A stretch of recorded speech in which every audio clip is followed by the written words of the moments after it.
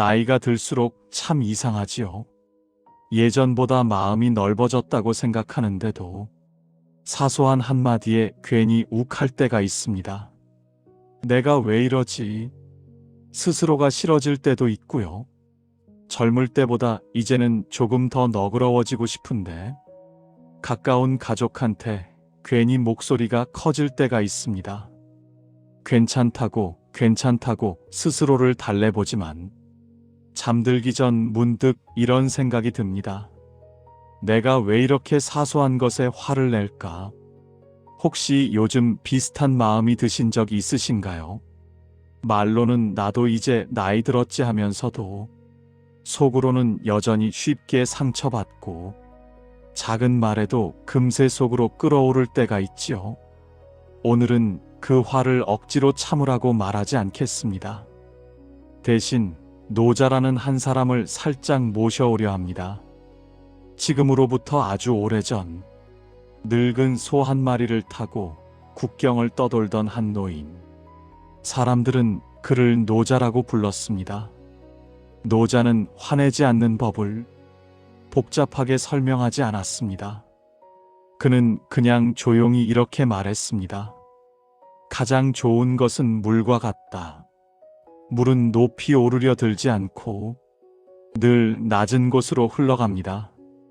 돌을 만나도 부딪혀 깨지려 하지 않고 슬며시 비켜나가 자기 길을 이어갑니다. 필요할 때는 천천히 스며들고 멈춰야 할 때는 고요히 머무르기도 합니다.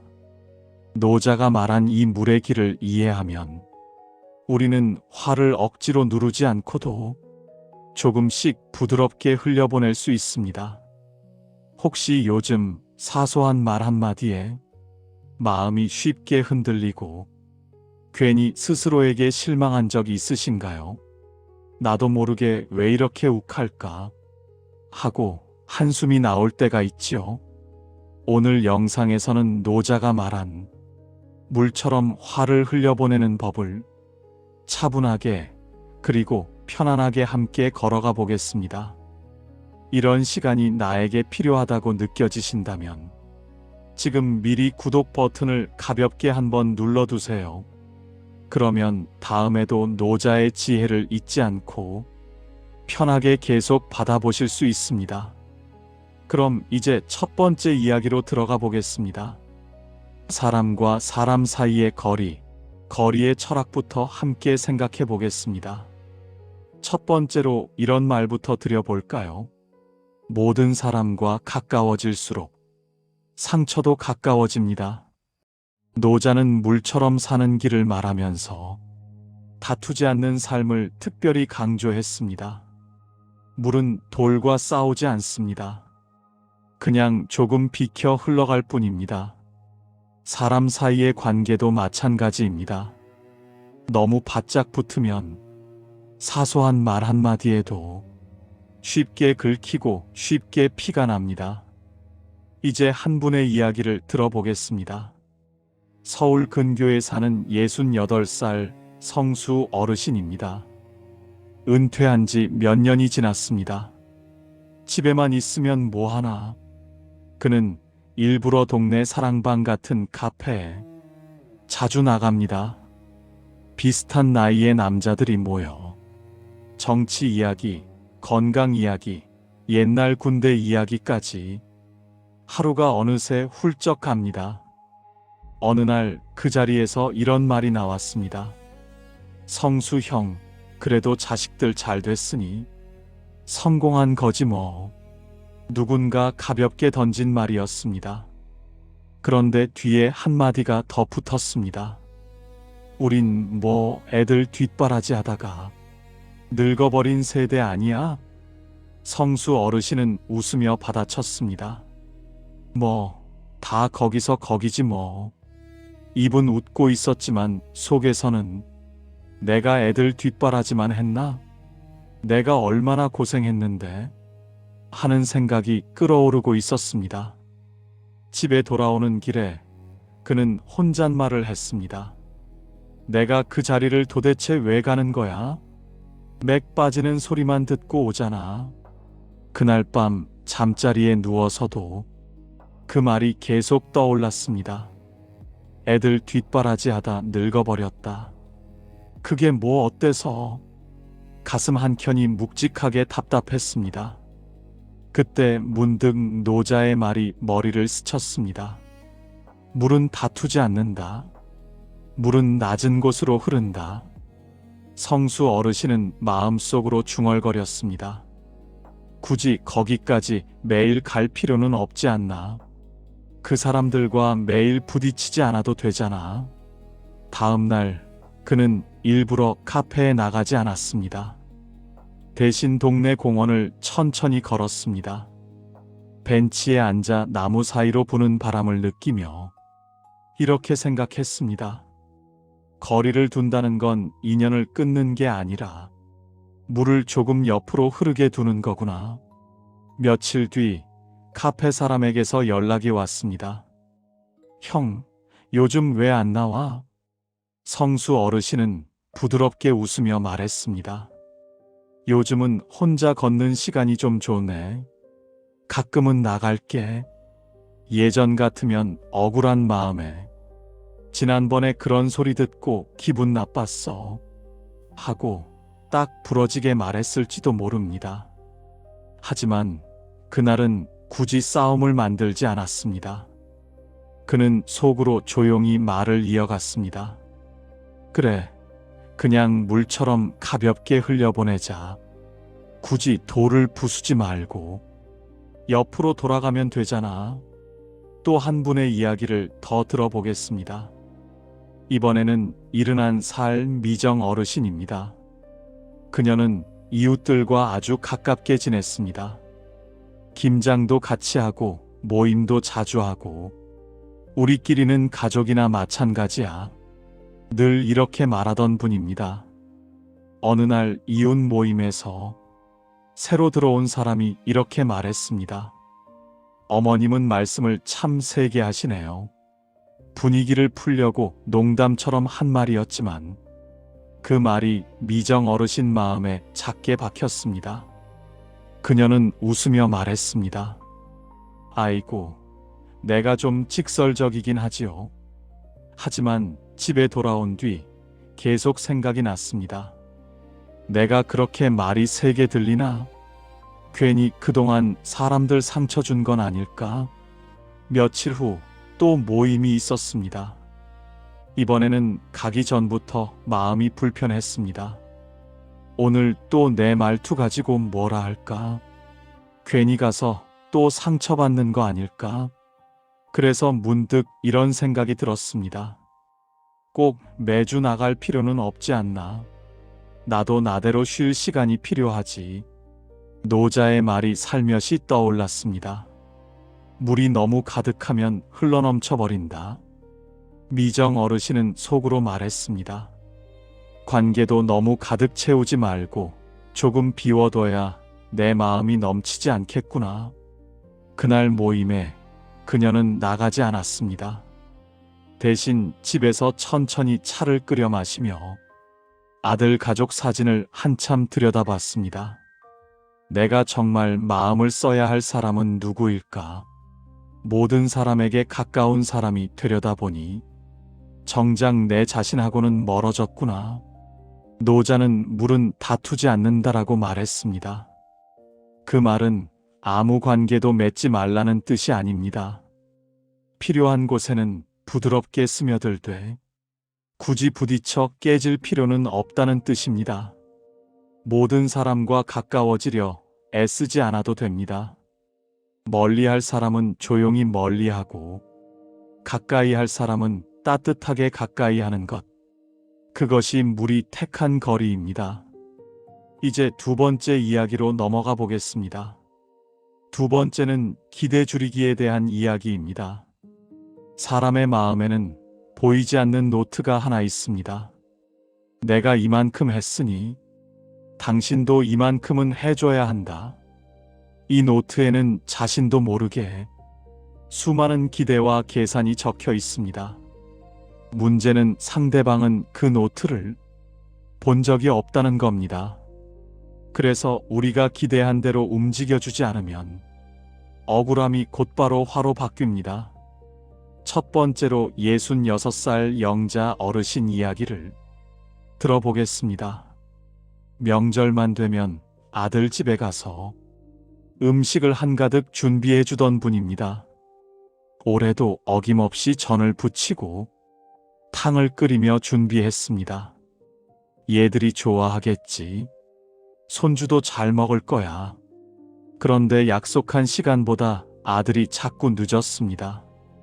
전화해서 물어보니 이렇게 대답했습니다. 엄마, 미안해.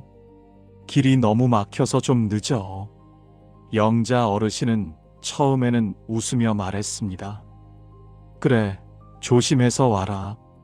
하지만 시간이 1시간, 2시간 더 지나가자 마음속에서 서서히 이런 말이 올라왔습니다. 내가 이렇게 준비했는데 일이 성의가 없나? 아니, 애가 둘이나 있는데 좀만 더 일찍 나올 수도 있잖아. 아들이 도착했을 때 그녀는 이미 마음이 상해 있었습니다. 길이 막히긴 뭐가 막혀. 좀 일찍 나오면 되지. 목소리가 알게 모르게 올라갔습니다. 아들은 당황해서 말했습니다. 엄마, 진짜 막혔다니까. 손주들도 눈치를 살폈습니다. 그날 밤 손주들이 돌아간 뒤 영자 어르신은 문득 한숨을 쉬었습니다. 내가 왜 저렇게 말을 했을까? 사실은 그냥 보고 싶었다는 말 한마디면 됐을 텐데. 그때 노자의 말이 생각났습니다. 채우면 기울어진다. 내 마음의 그릇에 너무 많은 기대를 채워 넣었구나. 시간 맞춰오는 건 내 기대일 뿐이지 애들 입장에서는 그럴 수도 있는 건데. 그녀는 천천히 마음속 노트를 펼쳐보았습니다. 내가 해준 것과 받고 싶은 것을 빼곡히 적어두었던 그 노트, 그리고 살며시 한 장을 찢어버리듯 말했습니다. 그래, 명절에 와준 것만 해도 고맙다. 손주 웃는 얼굴만 봐도 충분하다. 또 다른 분의 이야기입니다. 이번에는 72살 동진 어르신입니다. 그는 평생 형제, 친척들에게 많은 도움을 주며 살았습니다. 누가 사업을 한다고 하면 돈도 보태주고, 누가 힘들다고 하면 먼 길도 마다 않고 찾아가던 사람이었습니다. 사람 사는 게 서로 돕고 사는 거지 뭐. 그가 늘 하던 말입니다. 그런데 몇 년 전 큰일을 치르게 되었습니다. 평생 함께 했던 아내의 장례식이었습니다. 그는 마음속으로 이렇게 생각했습니다. 내가 평생 그렇게 도와준 사람들이니 이번엔 당연히 다들 와주겠지. 장례식장에서 사람들이 하나둘 찾아왔습니다. 하지만 그가 특별히 챙겨줬던 한 친척은 보이지 않았습니다. 설마 못 올 리가 없는데. 이틀이 지나도록 그 사람은 나타나지 않았습니다. 장례가 끝난 후 그는 그 친척에게 전화를 걸었습니다. 왜 안 왔냐? 상대는 머뭇거리며 말했습니다. 형님, 그때 애가 아파서 정신이 없었습니다. 동진 어르신은 짧게 대답했습니다. 알겠다. 전화를 끊고 나서 가슴이 활활 타오르는 것 같았습니다. 내가 그동안 얼마나 도와줬는데 아내 장례식에 얼굴 한번 비추는 게 그렇게 어려웠나? 그날 이후 그는 마음속으로 그 친척과의 문을 닫아버렸습니다. 이제 다시는 연락 안 할 거야. 그러나 시간이 지나도 분노는 사라지지 않았습니다. 어느 날 동진 어르신은 우연히 책에서 이런 문장을 읽었습니다.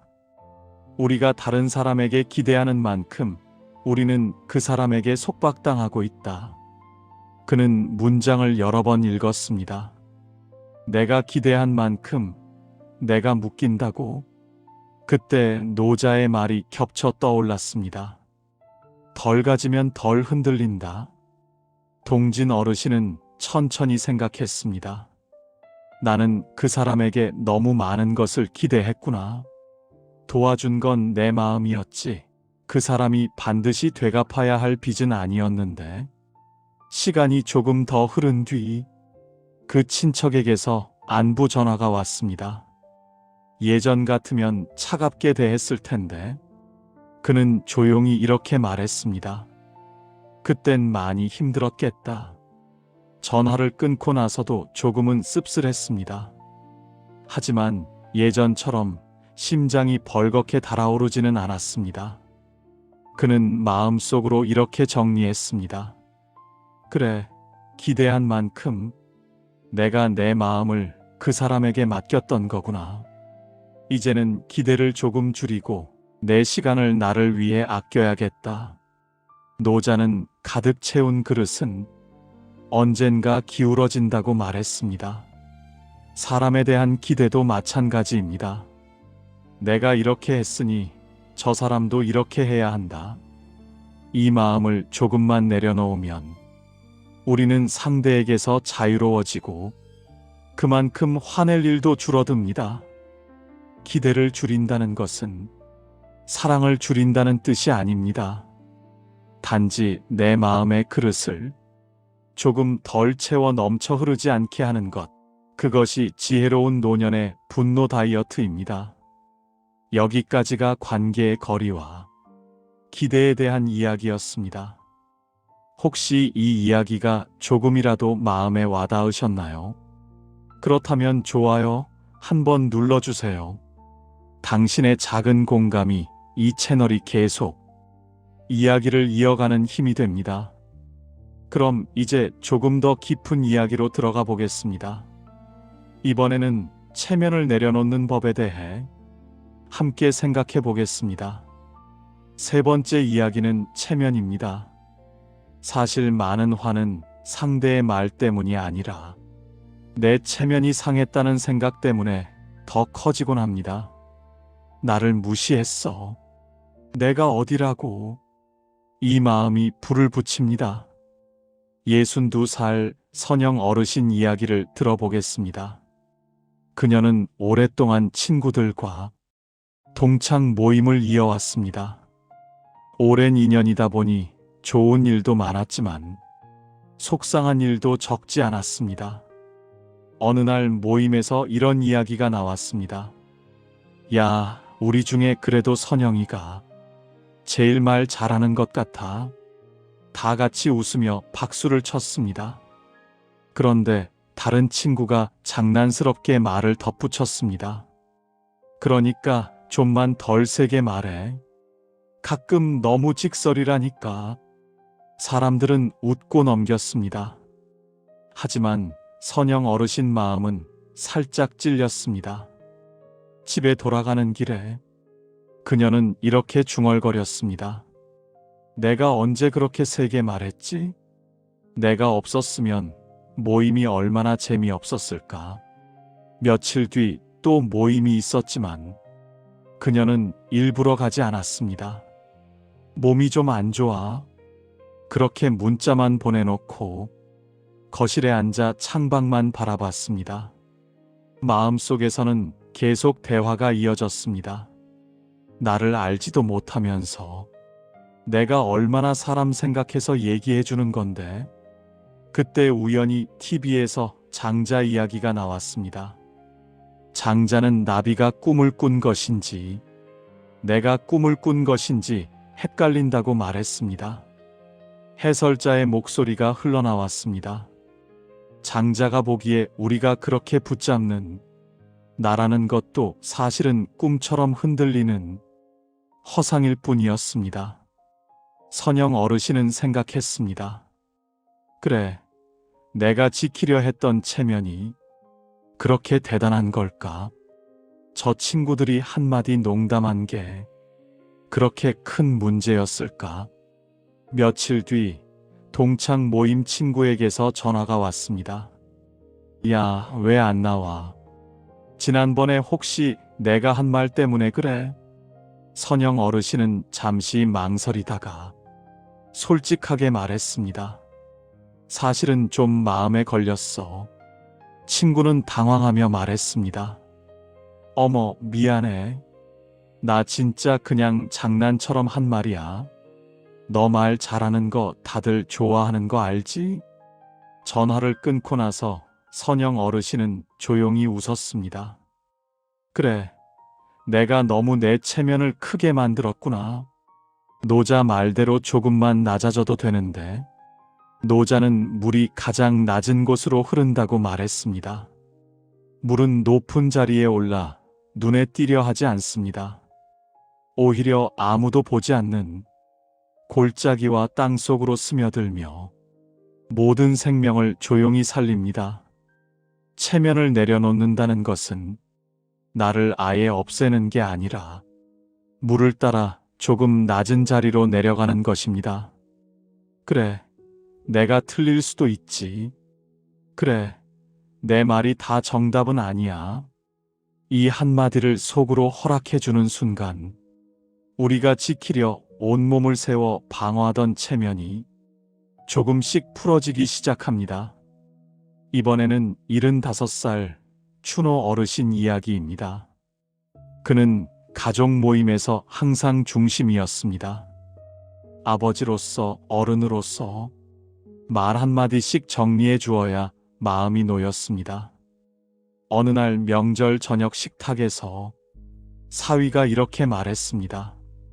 아버님, 요즘 세대는 좀 다르게 생각하기도 합니다. 꼭 예전 방식이 정답은 아니잖아요. 평소 같으면 그냥 웃고 넘어갈 수도 있는 말이었습니다. 하지만 그날은 이상하게도 그 한마디가 가슴에 콱 박혔습니다. 예전 방식? 내가 평생 가족 먹여 살리려고 몸 바쳐 일한 세월은 뭐가 되나? 그는 목소리를 높였습니다. 너희 세대는 고생을 안 해서 그런 거야.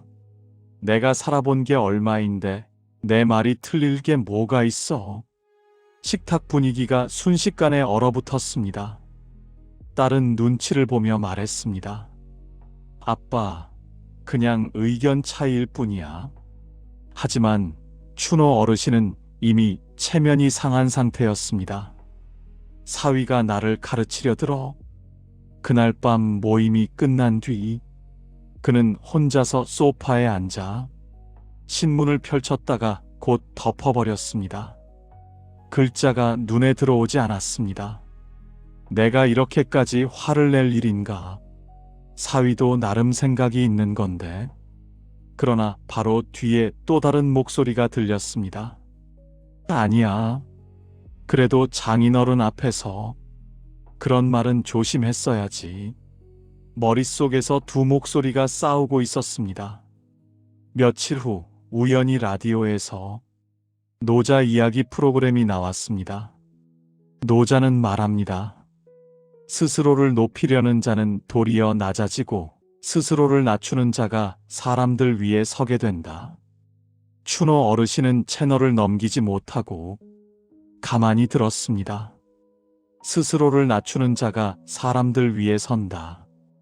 그는 천천히 생각했습니다. 내가 정말 가족들 위에 서고 싶은 건가? 아니면 가족들과 함께 나란히 걷고 싶은 건가? 며칠 뒤 딸에게 전화가 왔습니다. 아빠, 그날 아버지 마음이 많이 상하신 것 같아서요.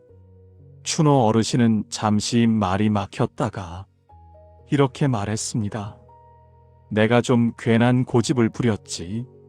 시대도 바뀌었는데 내 방식만 옳다고 했던 것 같구나. 딸은 조용히 웃었습니다. 아빠가 이렇게 말씀해 주시는 게 저는 너무 고마워요. 전화를 끊고 나서 추노 어르신은 혼잣말을 했습니다. 그래, 굳이 항상 내가 오를 필요는 없지. 물처럼 조금 낮아져도 내가 사라지는 건 아니잖아. 그는 문득 사위가 했던 말도 다시 떠올렸습니다. 요즘 세대는 좀 다르게 생각한다. 그래, 그럴 수 있지. 나도 그들의 말을 들어볼 수 있어야겠구나. 체면을 내려놓는다는 건지는 것이 아닙니다.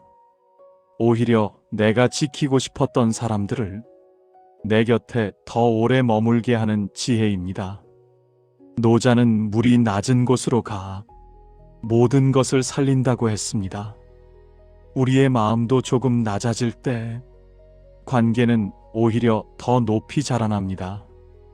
여기까지가 오늘의 첫 세 가지 이야기, 관계의 거리, 기대, 그리고 체면에 대한 노자의 시선이었습니다.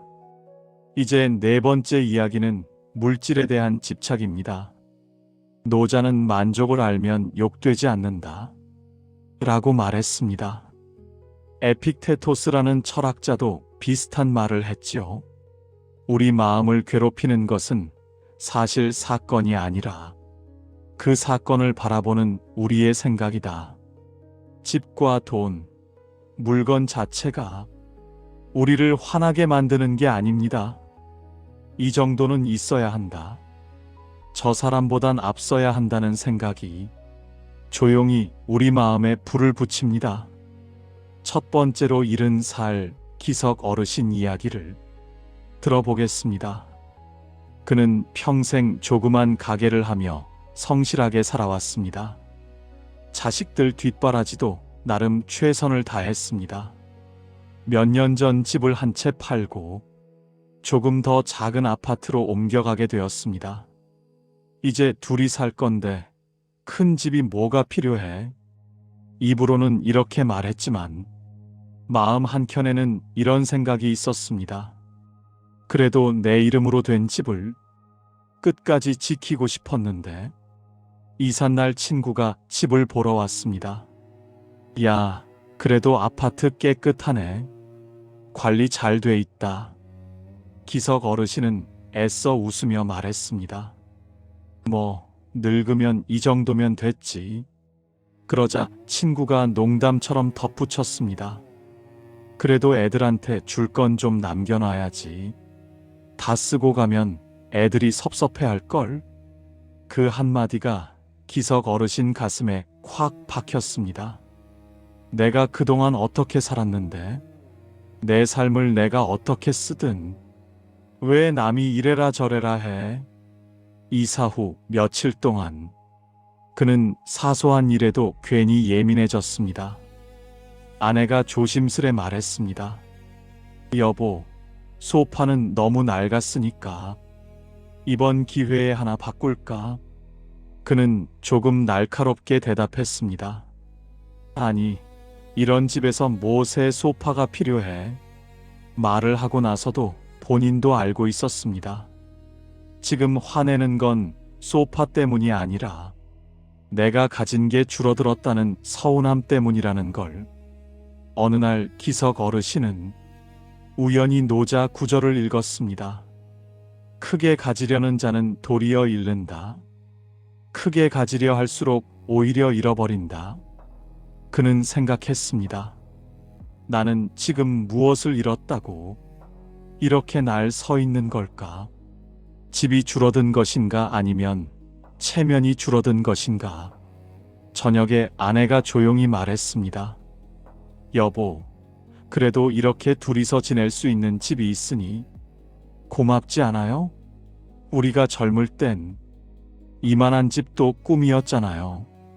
기석 어르신은 한참을 말없이 앉아 있다가 천천히 입을 열었습니다. 당신 말이 맞네. 내가 집 크기를 내 인생 크기랑 같다고 착각했나 봐. 그날 밤 그는 마음속에서 하나를 내려놓았습니다. 그래, 이제 가진 것보다 남은 시간과 함께 있는 사람을 더 생각해야겠다. 이번에는 69살 해숙 어르신 이야기입니다. 그녀는 정리를 잘 못하는 편이었습니다. 옷장, 서랍, 베란다 창고까지 수십 년 동안 모아둔 물건들로 가득했습니다. 언젠가 쓸 일이 있을 거야. 이 말이 입에 붙어 있었습니다. 아들이 집에 와서 말했습니다. 엄마, 이건 진짜 버리자. 언제적 냄비고 언제적 전기밥솥이야. 해숙 어르신은 당장 얼굴이 굳었습니다. 아니, 다 멀쩡한 걸 왜 버려? 그땐 이거 하나 사려고도 얼마나 고생했는데. 아들은 답답한 듯 말했습니다. 엄마, 집이 창고가 아니잖아. 자꾸 쌓아두니까 집도 답답하고 엄마 마음도 더 답답해지는 거야. 해숙 어르신은 결국 목소리를 높였습니다. 너희는 모를 거야. 없는 시대를 안 살아봤으니까 그래. 아들이 돌아간 뒤 집안은 여전히 물건으로 가득했지만 그녀 마음은 더 어수선해졌습니다. 내가 뭘 잘못했지? 그냥 아까워서 가지고 있을 뿐인데. 하지만 한편으론 이런 생각도 들었습니다. 정말 이게 다 필요할까?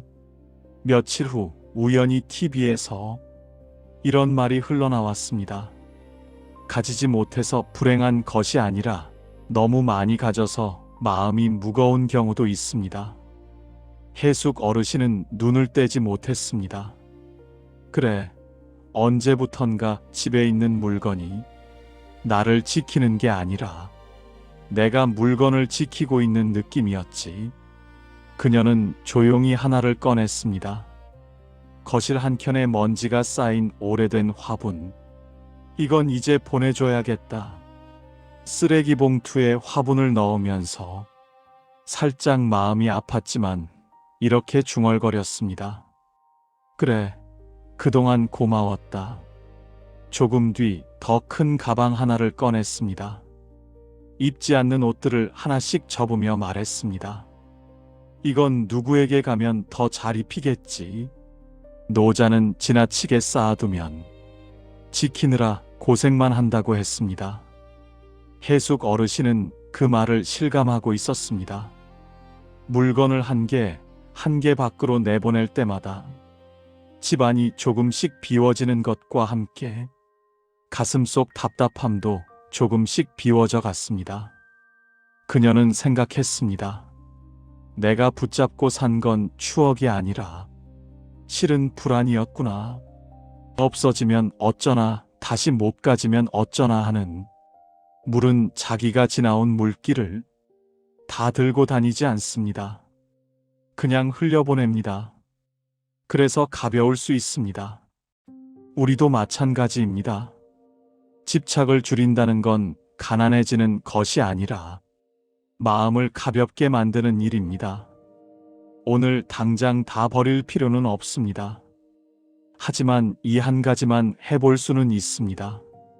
지금 내 주변에서 나를 정말 돕는 것과 이제는 작별해도 되는 것을 천천히 구별해 보는 것. 그럼 그 순간부터 우리는 물처럼 조금 더 가벼운 흐름을 선택하게 됩니다.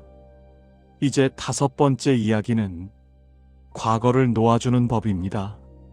세네카라는 철학자는 분노는 과거의 메인 감정이라고 했습니다. 이미 지나간 일을 머릿속에서 여러 번 되감다 보니 마치 지금 일어나는 것처럼 다시 화가 나는 것이지요. 노자도 비슷한 이야기를 합니다.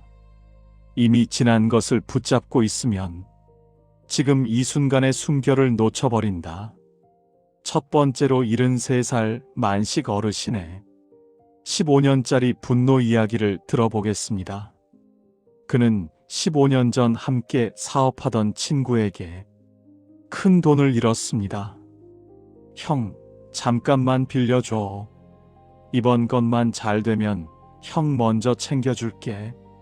그 말만 믿고 퇴직금까지 꺼내. 함께 시작한 일이었습니다. 하지만 사업은 실패했고 그 친구는 어느 날 연락을 끊어버렸습니다. 그때부터 만식 어르신 마음속에는 단단한 돌 하나가 자리 잡았습니다. 술자리에서 누가 믿을 사람 없다는 이야기만 꺼내도 그는 어김없이 그 친구 이야기를 꺼냈습니다. 내가 말이야, 15년 전에 형수님이 조용히 말했습니다. 여보, 그 얘기는 이제 좀 그만하지. 그러면 그는 늘 이렇게 말했습니다. 넌 몰라서 그래. 한번 당해봐. 평생 안 잊혀져. 밤에 잠이 안 오는 날이면 그는 천장을 보며 옛일을 떠올렸습니다. 그때 그냥 안 해준다고 했으면 내가 왜 그 사람을 믿었을까? 머릿속에서 그 친구 얼굴이 선명하게 떠올랐습니다. 형, 진짜 마지막이다. 그때 손목을 잡던 온기까지도 생생했습니다.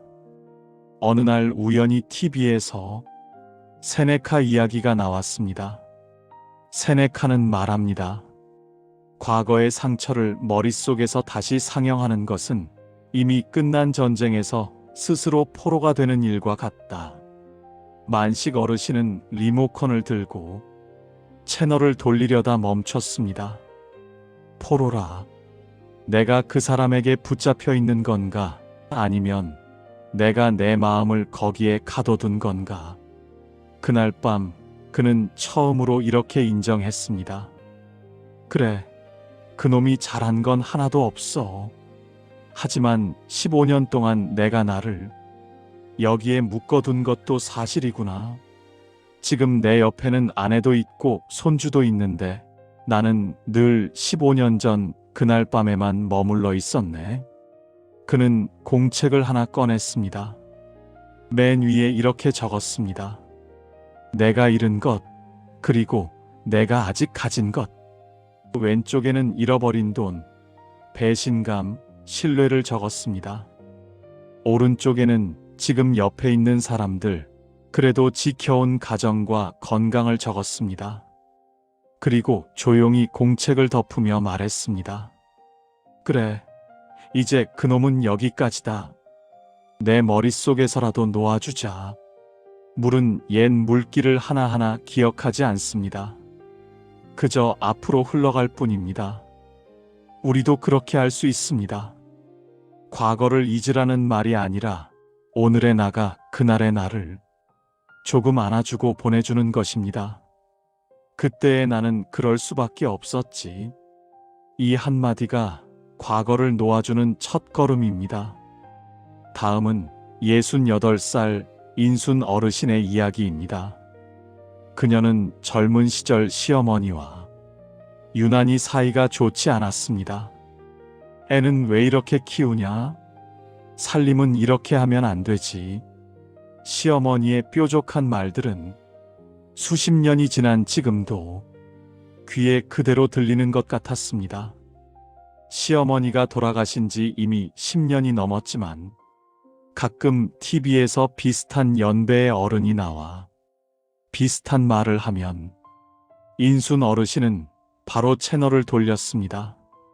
또 잔소리하겠지 뭐.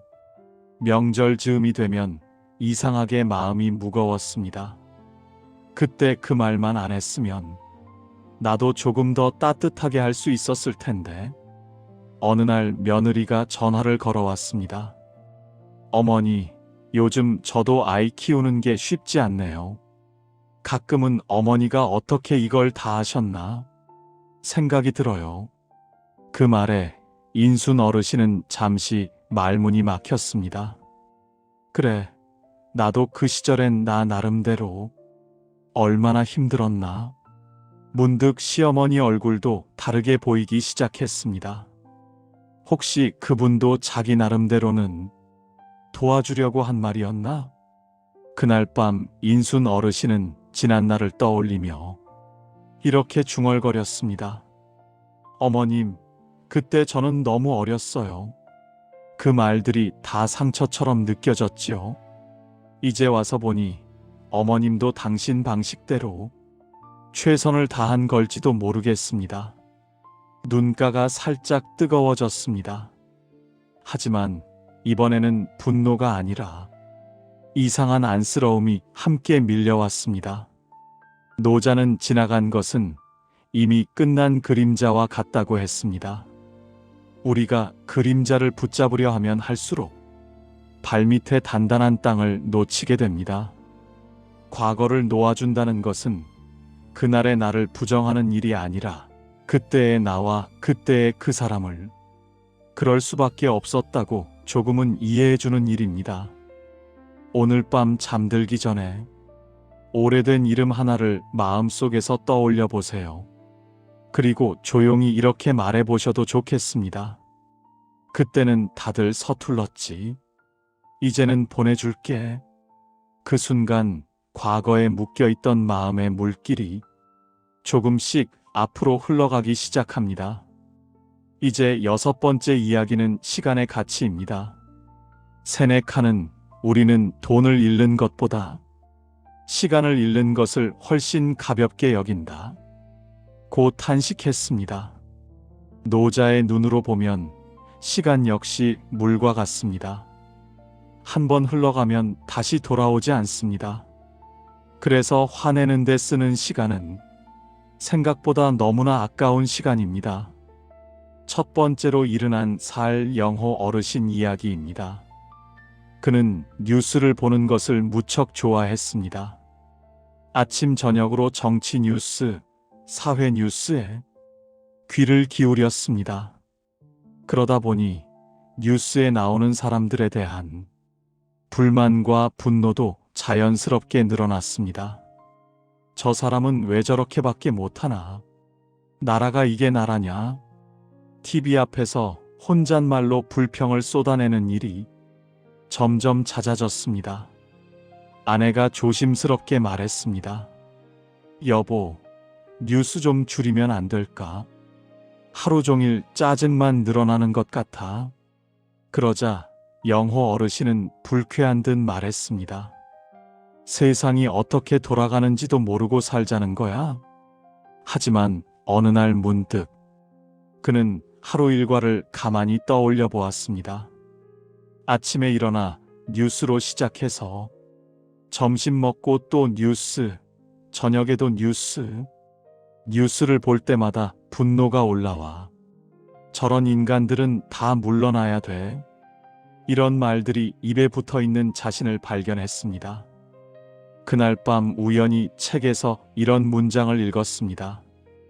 우리가 화내는 데 쓰는 시간은 우리 인생에서 다시 돌려받지 못할 순간들이다. 영호 어르신은 책을 덮고 거실 시계를 바라봤습니다. 오늘 TV 앞에서 몇 시간을 보냈지? 그 시간 동안 나는 무엇을 얻었지? 대답은 쉽게 떠오르지 않았습니다. 다음 날 그는 작은 결심을 했습니다. 그래, 뉴스를 아예 끊지는 못해도 하루에 2번만 보자. 아침 1번, 저녁 1번. 그리고 그 사이 시간에는 오랫동안 손도 안 댔던 책을 펼치고 손주에게 먼저 전화를 걸어 안부도 물어봤습니다. 며칠이 지나자 아내가 웃으며 말했습니다. 요즘은 당신 얼굴이 전보다 훨씬 편안해 보여요. 영호 어르신은 멋쩍게 웃으며 말했습니다. 글쎄, 그냥 쓸데없이 화내는 시간이 조금 줄어서 그런가 보지. 시간은 물과 같습니다. 어디에 흘려보내느냐에 따라 강이 되기도 하고 늪이 되기도 합니다. 우리가 분노에 시간을 붓기 시작하면 그 시간은 우리 내면에 탁한 늪을 만들기 쉽습니다. 하지만 조금만 방향을 바꾸면 그 시간은 배움이 되고 휴식이 되고 관계가 될 수 있습니다. 2번째로 77살 진숙 어르신 이야기를 들어보겠습니다. 그녀는 사소한 말다툼이 있으면 며칠씩 입을 닫아버리는 버릇이 있었습니다. 남편이 툴툴거리며 말했습니다. 당신은 왜 싸우기 시작하면 끝장을 봐야 속이 시원해? 진숙 어르신은 화가 나서 말했습니다. 내가 먼저 시비 걸었어? 내가 뭐 잘못했길래 내가 먼저 말을 걸어? 그러다 보니 사소한 말 한마디에 부부가 일주일 넘게 대화를 안 하는 일도 비일비재했습니다. 어느 날 오랫동안 알고 지내던 이웃 부부 소식이 들려왔습니다. 남편이 갑자기 쓰러져 얼마 안 가 세상을 떠났다는 소식이었습니다. 장례식장에서 그녀는 혼자 남은 아내를 안으며 울었습니다. 집으로 돌아오는 길, 진숙 어르신은 작게 중얼거렸습니다. 우린 괜히 말도 안 하고 버티는 날이 많았는데, 그날 밤 침대에 누워 옆에 자는 남편 얼굴을 가만히 바라봤습니다. 코를 골며 자는 모습이 그전에는 짜증스럽게 느껴졌는데, 그날은 이상하게도 고마운 마음이 들었습니다. 그래도 같이 코 고는 사람이 옆에 있다는 게 얼마나 기적인지 몰랐네. 그녀는 조심스럽게 남편 어깨를 건드렸습니다. 여보. 남편이 잠결에 대답했습니다. 왜? 그냥 고마워서. 남편은 눈을 비비며 말했습니다. 갑자기 무슨 소리야? 진숙 어르신은 멋쩍게 웃으며 말했습니다. 그냥 앞으로는 쓸데없이 말 안 하고 버티는 시간 좀 줄여보자고. 남편은 잠이 덜 깬 목소리로 대답했습니다. 나야 좋지 뭐.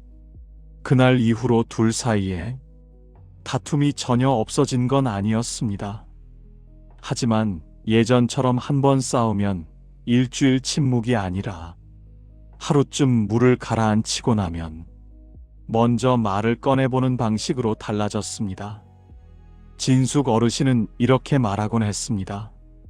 싸우는 건 어쩔 수 없다 쳐도 화낸 시간만큼 화해하는 시간도 빨리 늘려야겠더라고. 노자는 우리에게 이렇게 묻는 것 같습니다. 당신의 남은 시간을 무엇으로 채우고 싶은가? 오늘 하루에 정말로 화낼 가치가 있는 시간은 몇 분이나 될까요? 아마 생각보다 훨씬 짧을 것입니다. 그렇다면 나머지 시간은 물처럼 조용히 흘려보내도 좋습니다. 이제 마지막 7번째 이야기는 진정한 자유에 대한 이야기입니다. 우리는 종종 이렇게 말합니다. 나도 화낼 땐 화낼 줄 안다. 이 상황에서 화 안 내면 그게 사람이냐? 하지만 노자는 조용히 되묻습니다. 화낼 줄 아는 것과 화에 끌려다니는 것 중 어느 쪽이 진짜 자유인가? 첫 번째로 82살 순자 어르신 부부 이야기를 들어보겠습니다. 이 부부는 젊었을 때부터 싸움이 잦았습니다. 성격이 정반대였기 때문입니다. 남편은 성급하고 직설적이고 아내는 섬세하고 예민했습니다. 젊었을 때는 한 번 싸우면 며칠씩 서로 등을 돌리고 살았습니다. 내가 옳아. 아냐, 당신이 틀렸어. 세월이 흐르고 둘 다 80을 넘겼습니다. 어느 날 병원 진료를 마치고 집으로 돌아오는 길, 남편이 계단을 내려가다 발을 헛디뎌 순간 휘청였습니다. 순자 어르신은 순간 가슴이 철렁 내려앉았습니다. 아차, 잘못했으면 큰일 날 뻔했네. 그날 밤 둘은 거실에 나란히 앉아 차를 마셨습니다. 남편이 먼저 말을 꺼냈습니다. 여보, 우리 이제 싸울 날도 그렇게 많지 않을 텐데. 순자 어르신은 피식 웃었습니다. 그래도 당신이랑 싸울 수 있는 건 당신이 옆에 있다는 뜻이긴 하지. 둘은 잠시 말없이 서로를 바라보았습니다. 그날 이후 둘 사이에 작은 약속이 생겼습니다. 서로 화가 나기 시작하면 먼저 이 말을 꺼내보기로 했습니다. 이건 정말 화낼 만큼 중요한 일일까? 한 번은 리모컨을 어디 뒀냐를 두고 또 싸움이 시작될 뻔했습니다. 남편이 습관처럼 버럭 소리치려다 문득 스스로에게 물었습니다. 이게 정말 목소리를 높일 일인가? 그리고 웃으며 말했습니다. 에이, 그냥 같이 찾아보자. 순자 어르신도 웃었습니다. 그래, 우리 이젠 리모컨 때문에 싸우진 말자. 외부에서 보면 아주 사소해 보이는 변화였습니다. 하지만 둘은 알고 있었습니다. 이건 화를 낼 권리에서 조금씩 화내지 않을 자유로 옮겨가는 연습이라는 것을 마지막으로 65살 태민 어르신 이야기입니다. 그는 직장 다닐 때 소문난 돌직구였습니다. 부하 직원에게도 이렇게 말하곤 했습니다. 싫은 건 싫다, 틀린 건 틀리다. 난 돌려 말 못한다. 은퇴 후에도 그 버릇은 쉽게 바뀌지 않았습니다. 마트 계산줄에서 앞사람이 줄을 잘못 서면 아, 줄 여기에요. 좀 앞을 보시지. 목소리가 툭 튀어나오곤 했습니다. 어느 날 버스 안에서 한 아주머니가 휴대폰을 크게 틀어놓고 영상통화를 하고 있었습니다. 예전 같으면 태민 어르신은 벌써 이렇게 말했을 겁니다. 여기 다른 사람들도 있는데 소리 좀 줄이세요. 그날도 입안까지 말이 올라왔습니다. 하지만 문득 노자의 말이 떠올랐습니다. 부드러운 것이 단단한 것을 이긴다. 내가 지금 이 사람을 바꾸고 싶은 건가? 아니면 내 마음을 지키고 싶은 건가? 그는 조용히 창밖을 바라보며 다른 선택을 했습니다. 그래, 이 사람은 저렇게 사는 거고 나는 그냥 창밖 구경이나 하자. 휴대폰 소리는 여전히 귀에 들어왔지만 신기하게도 예전처럼 심장이 뛰거나 얼굴이 달아오르지는 않았습니다. 버스에서 내리며 그는 혼잣말을 했습니다. 오늘은 내가 이겼다. 상대방을 이긴 게 아니라 내 화를 이겼다. 진짜 자유는 하고 싶은 대로 다 하는 것이 아니라 안 해도 되는 걸 안 할 수 있는 힘입니다. 화낼 줄 아는 사람은 많지만 화내지 않을 수 있는 사람은 그보다 훨씬 적습니다. 노자의 물은 필요할 때는 세차게 흐르기도 하지만 대부분의 시간에는 잔잔히 흘러갈 뿐입니다. 우리도 그렇게 될 수 있습니다. 이건 정말 화낼 가치가 있는가? 이 질문을 한 번만 더 건너뛰지 않고 스스로에게 던져보는 것. 그 순간 우리는 이미 화낼 권리에서 화내지 않을 자유 쪽으로 반 발짝 옮겨 서 있는 것입니다. 우리가 지금까지 나눈 이야기를 잠깐 한데 모아보겠습니다. 관계가 너무 가까워 자꾸 상처받던 마음. 내가 이만큼 했으니 너도 이만큼 해야 한다. 하며 기대 노트를 써 내려가던 마음. 한마디 말에 체면이 상했다며 밤새 뒤척이던 마음. 집과 물건, 유산과 재산을 붙잡느라 정작 내 마음은 지쳐가던 날들. 10년, 20년 전 일을 어제 일처럼 되감으며 혼자 다시 화를 내던 밤. 쓸데없는 뉴스와 끝나지 않는 침묵 싸움에 소중한 시간을 태워보냈던 순간들. 그리고 난 원래 이런 사람이야 라며 화를 성격으로 착각한 채 살아왔던 세월들. 이 모든 장면을 멀리서 지켜보던 노자가 살며시 이렇게 묻는 것 같습니다. 당신은 정말로 무엇과 싸우고 있었는가?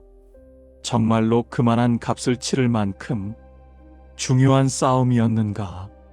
그 시간 동안 당신 옆에 있던 사람들은 어떤 눈빛으로 당신을 바라보고 있었는가? 노자는 우리에게 화를 없애라고 말하지 않습니다. 대신 이렇게 말하는 듯 합니다. 화를 없애려 하지 말고 물을 따라 길을 바꾸어라. 화를 내는 순간 사실 그 안에는 내가 꼭 지키고 싶은 것, 내가 절대 빼앗기고 싶지 않은 것이 숨어 있습니다. 체면일 수도 있고 기대일 수도 있고 소유와 과거 혹은 억울함일 수도 있습니다. 물을 바라보면 조금 다른 길이 보입니다. 물은 돌을 부수려 들지 않습니다. 그저 길을 바꾸어 옆으로 흘러갑니다. 저 사람을 바꾸겠다고 달려들던 힘을 지금 내 마음을 지키겠다는 쪽으로 돌릴 때 우리는 같은 상황 속에서도 전혀 다른 표정을 짓게 됩니다. 왜 저래? 해서 저럴 수도 있지. 로 내가 어떻게 했는데? 해서 내가 이렇게까지 붙잡을 일인가? 로 한 걸음만 안쪽으로 물러서는 것입니다. 그 한 걸음이 화를 삼키는 억지가 아니라 물을 따라 새 길을 찾는 지혜입니다. 그리고 이제는 우리 자신에게도 이렇게 말해줄 수 있어야 합니다. 그래, 지금까지는 화에 끌려다녔어도 괜찮다. 그때의 나는 그렇게밖에 대처할 줄 몰랐을 뿐이다. 하지만 이제부터는 물처럼 조금 더 부드럽게 살아볼 수 있다. 스스로를 책망하는 대신 지금까지 버텨온 나에게 조용히 허락을 내리는 것. 완벽하지 않아도 된다. 조금씩만 흐름을 바꿔보자. 이 허락이 진짜 시작입니다. 노자는 가장 부드러운 것이 가장 강한 것이라고 말했습니다. 우리는 평생 단단해지려고만 애쓰며 살았습니다. 지지 않으려고, 속지 않으려고, 무시당하지 않으려고. 하지만 인생의 뒤편에 이르러 비로소 알게 됩니다. 진짜 강함은 이기는 데 있지 않고 끝까지 부드러움을 잃지 않는 데 있다는 것을 이제 남은 시간 동안 우리는 선택할 수 있습니다. 불처럼 타올랐다가 재만 남는 삶을 살 것인지, 물처럼 흘러가며 스스로를 식히고 옆 사람의 마음까지 적셔주는 삶을 살 것인지, 오늘 이 순간 조용히 스스로에게 이렇게 물어보셔도 좋겠습니다. 나는 앞으로 어떤 사람으로 기억되고 싶은가? 화를 잘 내는 사람인가? 아니면 따뜻하게 흘려보낼 줄 아는 사람인가? 그 질문 앞에서 노자의 물이 당신의 마음을 부드럽게 적셔주길 바랍니다. 오늘 노자의 말을 따라 관계의 거리, 기대, 체면, 물질과 과거, 시간과 자유에 대해 함께 걸어보았습니다. 혹시 이 이야기가 당신의 마음을 조금이라도 편안하게 만들었다면 이제는 화낼 권리보다 화내지 않을 자유를 한번 선택해 보시길 바랍니다. 이런 지혜로운 이야기들을 앞으로도 편안하게 이어듣고 싶으시다면 지금 구독과 좋아요를 살짝 눌러주세요. 여러분의 작은 응원이 이 채널이 오래 버티고 새로운 영상을 준비할 수 있는 큰 힘이 됩니다. 그리고 오늘 영상에서 떠오른 생각이나 혹은 이제는 놓아주고 싶은 분노가 있다면 댓글로 조용히 나눠주세요. 이곳이 나만 이런 게 아니구나 하고 느낄 수 있는 따뜻한 쉼터가 되었으면 합니다. 당신이 혼자가 아니라는 것, 이 공간에서 함께 확인해 드리고 싶습니다. 이제 마지막 정리를 해보겠습니다. 우리는 오늘 노자의 물을 통해 7가지 얼굴의 분노를 함께 바라보았습니다. 사람 사이 거리를 조금 넉넉히 두면 괜히 상처받는 일이 줄어든다는 것. 기대를 조금 내려놓으면 상대도 나도 조금 더 자유로워진다는 것. 체면을 한 걸음 낮추면 사람들은 오히려 내 곁에 더 오래 머무른다는 것. 너무 많이 가지려 할수록 마음은 더 무거워지고 과거를 붙잡을수록 오늘의 시간이 점점 좁아진다는 것. 쓸데없는 분노에 흘려보낸 시간은 다시는 데려올 수 없다는 것. 그리고 진짜 자유는 하고 싶은 대로 다 하는 힘이 아니라 굳이 안 해도 되는 것을 안 할 수 있는 힘이라는 것. 그 모든 이야기를 노자는 단 한 문장으로 묶어줍니다. 가장 좋은 것은 물과 같다. 물은 높이 오르려 하지 않습니다. 흘러가야 할 때는 흘러가고 멈춰야 할 때는 고요히 머무릅니다. 부딪히지 않아야 할 곳에서는 슬며시 돌아가고 때로는 폭포처럼 떨어지면서도 원망하지 않고 자기 길을 받아들입니다. 그리고 마지막에는 바다로 나아가 모든 강물을 품어줍니다. 당신의 인생도 머리 위로 떠 있는 불길이 아니라 천천히 흘러가는 물줄기였으면 좋겠습니다. 누군가의 말에 순간 타오를 수는 있지만 곧 스스로를 식히고 다시 앞으로 나아가는 흐름. 돌을 만나면 부수려 하지 말고 아, 여기가 돌이구나 알아본 뒤 조금 옆으로 길을 바꾸어 흘러가는 지혜. 오늘 잠들기 전 하루를 떠올려 보시면서 이 한 가지만 조용히 스스로에게 물어보셔도 좋겠습니다. 오늘 나는 불처럼 반응했는가? 아니면 물처럼 선택했는가? 그리고 혹시 불처럼 달아올랐던 순간이 떠오른다면 그때의 나를 살짝 안아주듯 이렇게 말해주세요. 괜찮다. 이제는 조금씩 물을 배워가면 된다. 당신의 남은 날들이 조금 덜 뜨겁고 조금 더 부드럽게 흐르길 바랍니다. 함께 걸어주셔서 감사합니다. 오늘도 수고 많으셨습니다.